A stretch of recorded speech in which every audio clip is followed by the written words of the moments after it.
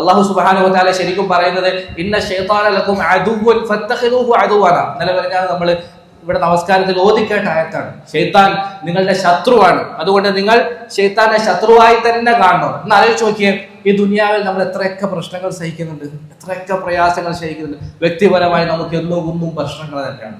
രോഗം നമ്മളൊരു ഭാഗത്ത് അലട്ടുന്നു, ശാരീരിക പ്രശ്നങ്ങൾ നമ്മൾ ഒരു ഭാഗത്ത് അലട്ടുന്നു, ടെൻഷൻ, മാനസിക പ്രയാസങ്ങൾ നമുക്ക് ഒരു ഭാഗത്ത് വളരെ വേദനയാകുന്നു, ബുദ്ധിമുട്ടാകുന്നു.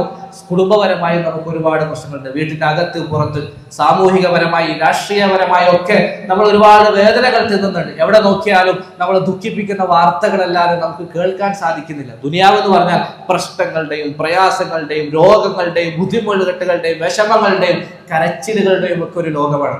നമ്മളൊന്ന് ആലോചിച്ച് നോക്കിയേ, നമ്മൾ ഇങ്ങനെ ഇത്രയും കഷ്ടപ്പെട്ട് ഈ ദുനിയാവിൽ ജീവിക്കേണ്ടവരായിരുന്നോ? ഈ പ്രശ്നങ്ങളുടെ, ഈ കുഴപ്പങ്ങളുടെ ഈ ലോകത്ത് വരേണ്ടവരായിരുന്നോ നമ്മുടെ വാപ്പ ആദ്യം എവിടെയാണ് ഉണ്ടായിരുന്നത്? ആദം നബി അലൈഹിസ്സലാത്തു വസ്സലാം സ്വർഗത്തിലാണ് ഉണ്ടായിരുന്നത്. നമ്മളെ സംബന്ധിച്ചിടത്തോളം ആ വാപ്പയുടെ മക്കളായിട്ട് സ്വർഗത്തിൽ വിരാജിക്കേണ്ടവരായിരുന്നു, സ്വർഗത്തിൽ കഴിയേണ്ടവരായിരുന്നു. സുഖലോലുപതയിൽ കിടന്ന് ഈ പ്രശ്നങ്ങളിലും ബുദ്ധിമുട്ടുകളിലും ഒന്നും പെടാതെ ആർമാദിച്ച് ആസ്വദിച്ച് ലൈഫ് അടിച്ചുപൊളിച്ച് കഴിയേണ്ടവരായിരുന്നു നമ്മൾ. പിന്നെ ഈ നമ്മളെ ഈ ലോകത്തേക്ക് ഈ വൃത്തികെട്ട ദുനിയാവിലേക്ക് വലിച്ചേച്ചു കൊണ്ടുവന്നവനാരാ? അതിന്റെ പിന്നിൽ പ്രവർത്തിച്ച കറുത്ത കരങ്ങൾ ഏതാ?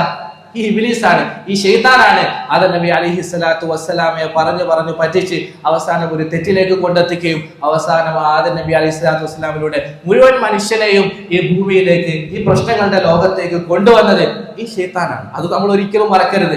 ശൈത്താനോടുള്ള നമ്മുടെ പക, ശത്രുത, അത് നമുക്ക് പാരമ്പര്യമായി കിട്ടിയതാണ്. അത് നമ്മൾ അനന്തരമെടുത്ത് നമ്മളിലേക്ക് വന്നതാണ്. അതുകൊണ്ടാണ് അല്ലാഹു പറഞ്ഞത് ഇന്ന ശൈത്താന ലക്കും അദുവ്വൻ ഫത്തഖിദൂഹു അദുവ്വ. ആ ശത്രുത നിങ്ങൾ ഒരിക്കലും മറക്കരുത്. നിങ്ങളുടെ ആ ശത്രുവിനെ സന്തോഷിപ്പിക്കുന്ന ഒരു പ്രവൃത്തിയും നിങ്ങളുടെ കയ്യിൽ നിന്നുണ്ടാകും. കുടിപ്പകയാണ്, നമുക്ക് ശക്തമായ ശത്രുതയാണ്. ഒരിക്കലും ശൈത്താൻ സന്തോഷിക്കുന്നത് നമുക്ക് ഇഷ്ടപ്പെടാനേ പാടില്ല.